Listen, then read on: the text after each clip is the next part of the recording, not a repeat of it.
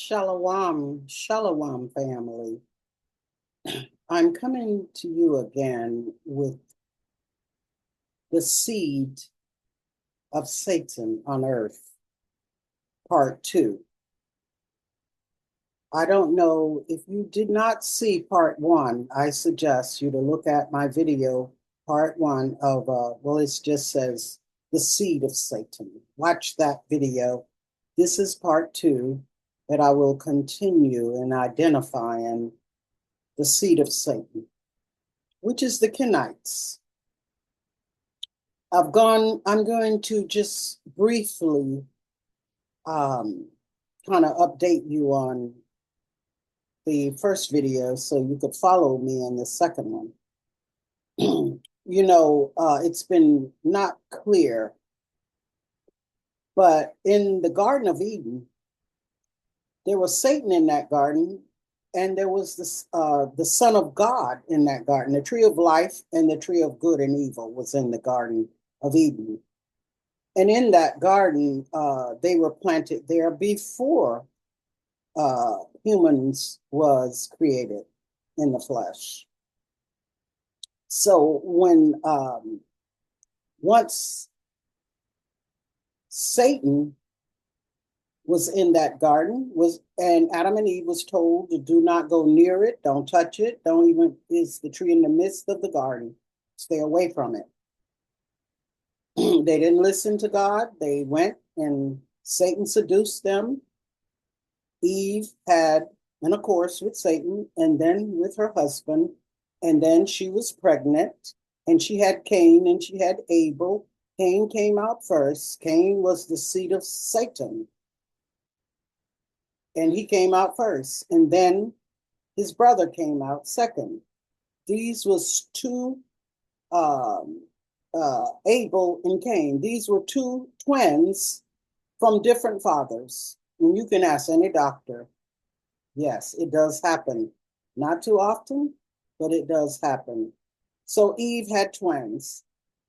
And I'm going to start in part 2 now of the Kenites. Who are the Kenites? Cain is associated with the Kenites. That's who Cain's seed is identified as. And you could go into the Strong's Concordance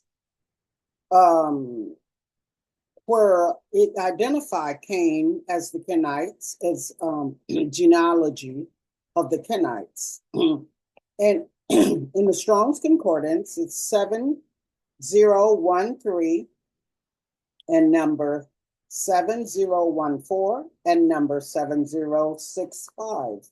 Look it up in your Strong's Concordance and you'll see that Cain is the Kenites come from Cain.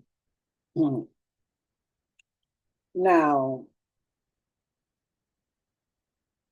Genesis 3:15. The Most High God said, I will put enmity between you and the woman's seed. He's talking to Cain, because Cain disobeyed God and seduced the woman, which went against the plan of God. So he seduced the woman, and in doing so, we have a seed on this earth who are the Kenites. So the Most High God said, I'm going to put enmity between you and the woman's seed, between your seed and her seed. This is Genesis 3:15. And I don't understand why most people don't get this scripture. What do they know? What he's talking about? He's going to put enmity, meaning they're going to be enemies. Okay? The woman's seed, which is Adam's seed, and Satan's seed, which are the Kenites. They're going to be enemies always, because you have to remember. Now, Cain's seed represent the seed of Satan. Adam's seed represent the seed of God. Because it was a natural seed, it wasn't contaminated with an angel seed, with the seed of an angel, the way Cain was he came to this earth part angel and part human. Now, the serpent, Satan, has a presence on this earth through a bloodline. Eve conceived and bore a son, Cain, and again bore his brother, Abel. And if you look up again in the Strong's Concordance, you will see that it means to continue in birth. To continue in birth. So when she had Cain, she continued in birth and had Abel. That's twins. And that is in the Strong's Concordance 3254. In the Strong's Concordance, it is 3254, which it explains to you, it shows you where again mean to continue in birth and giving birth. So that's what Eve did, and she had twins. And furthermore, that's in Hebrew again. When you look up again, you got to look on the Hebrew, because they have the Greek translation and they have the Hebrew translation from the Torah. Now, Cain and Abel were twins, and they had different fathers, and Adam and Satan. Adam had a child, and Satan had a child. Adam and Satan was the father of the twins. Adam was the father of Abel, which Cain killed, and Satan was the father of Cain. And while it is rare, it's possible. You can ask any doctor. I think I've said that. So when Cain and Abel brought forth their offering, they brought their offerings at the same time. This again tell you that they were the same age. They brought it at the same time to God.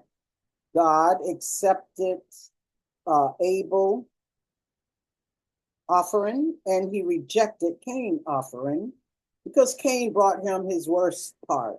He didn't bring his best. He brought his worst. But what he didn't want, he gave to God. God didn't accept it. And then he got angry at his brother because God accepted Abel's offering, because Abel gave God his best. So because of this is why God put the curse on Cain and cast Cain out of the garden. And Cain went out of the sight of God. Cain went away from the presence of God. Okay. And this was in 4, I believe. This was in Genesis chapter 4. So if Cain went out of the presence of God, that means Cain lived on this earth without God, without the Almighty Creator God. He was living under his father Satan, God of this earth. So please understand what I'm saying. This is so important, because Cain, which is the Kenites, their bloodline still exists. They're still here.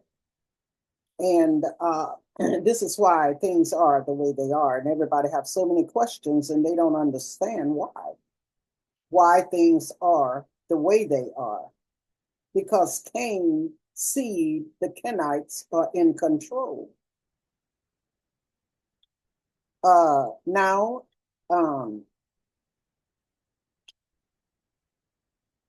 you could also read 1 Corinthians. The family of the Kenites are connected to Cain. You could read also 1 Chronicles, 2nd chapter, in the 51st verse. It tells you about them. You could read the genealogy. The genealogy of Cain is the 4th chapter of Genesis 17 to 22. and they are connected with the Kenites. They are identified as the Kenites. Kenites. I think I spelled it wrong on my first video. It's Kenites, Kenites. The Kenites are the seed of Satan. Okay. Now, there are many different forces and powers in the spiritual realm, both good and evil. The fallen angels who fell with Satan became gods of the earth, and many worshiped them and assigned names and images to represent them. You see, this is what I mean when I say you got to be careful in what gods you serve. Because these fallen angels, they were powerful. And they became powerful on this earth because they intervened with mankind.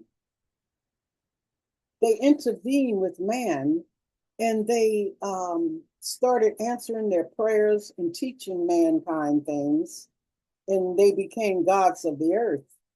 And when you see these books, magical books, they even have magical books of Moses, magical books, witchcraft books, I call them, of Moses, of even David, of Solomon. These books are to confuse you. These books are the books of the fallen angels. These are demigods. And they tell you, oh, these are gods, all these gods of the earth, why you can't use them? It's because they are Satan. They are forces of evil that you do not want to be part of. You've got to be careful as to what God you are serving. Know your God. Do not pray to no one else but the Creator God. All these other gods are gods of the earth. They belong to Satan. Thor and all these other gods that they bring to your attention, leave it alone. These are gods.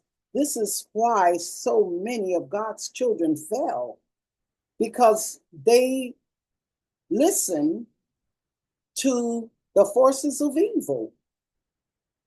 And the forces of evil are gods of the earth. There are many different gods people pray to. Is nothing but witchcraft. Satan is destructive. Satan is to destroy. And you got to know that. You got to know that it's no good in these forces of evil. They only can guide you to destruction. Now, the fallen angels are not physically present.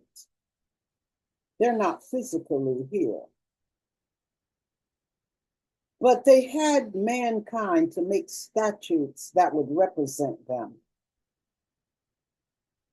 So that when they knew that they were locked away and they couldn't be here and people was going to forget them, so they had man to make statutes. There are many different statutes that represent these deities. Okay? Now, all mankind carries good and evil that exists inside of them because of the fall and because of the sinful nature that we acquired from Adam and Eve's sin.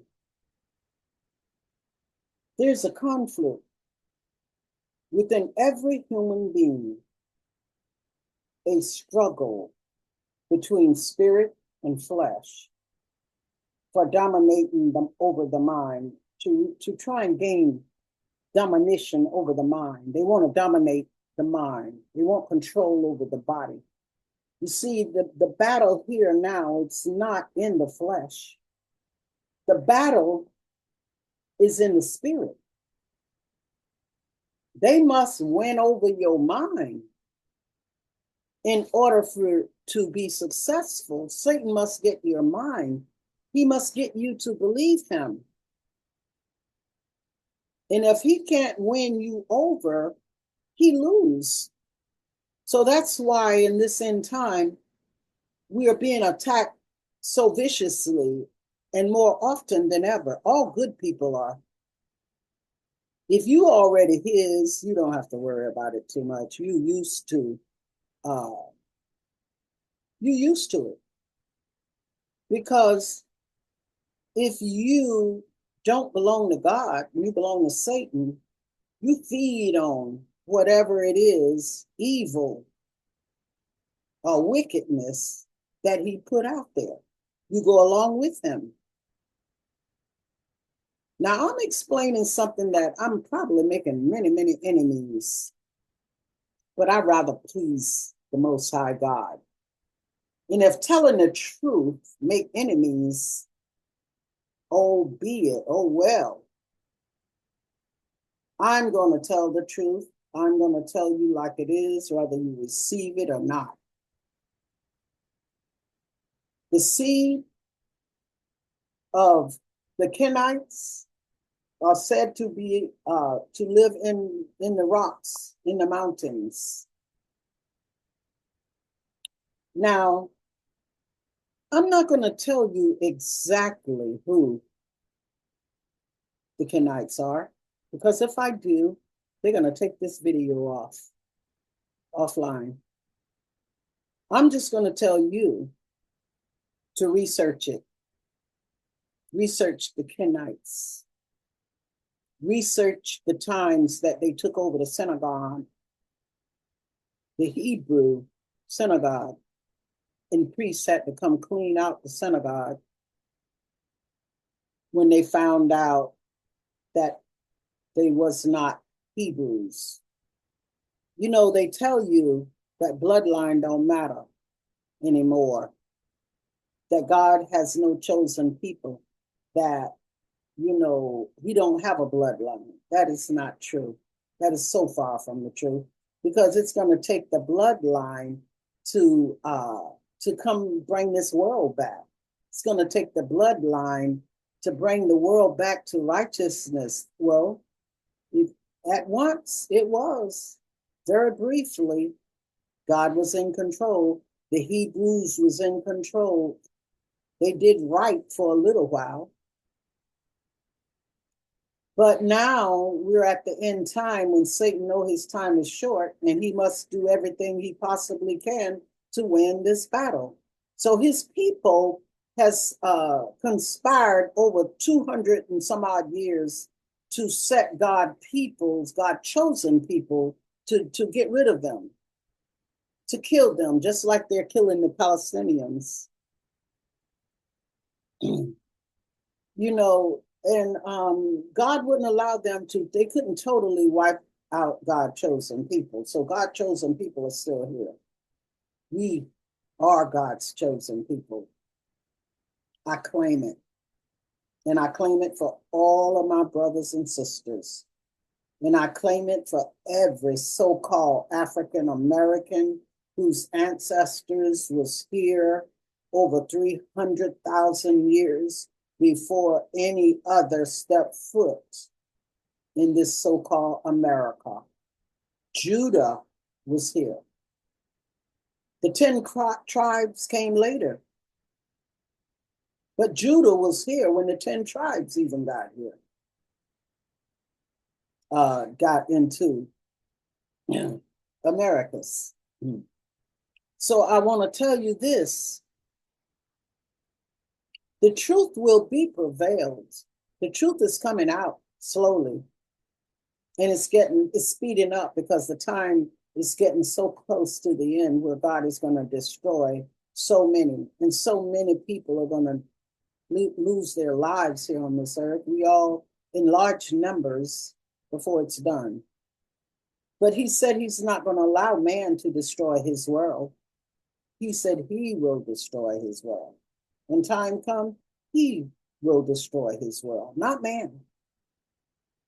So don't be afraid.